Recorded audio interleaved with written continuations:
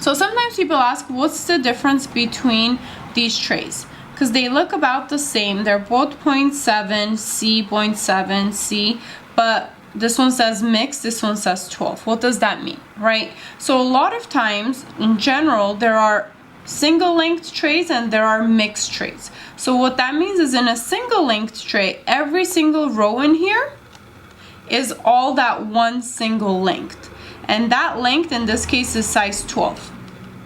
And then in the mixed tray, all the lengths in the row, they're still 0.7 and C, but all the lengths are different. They're mixed. And you can see on the sticker, it says 9, 10, 11, 12, 13, 14.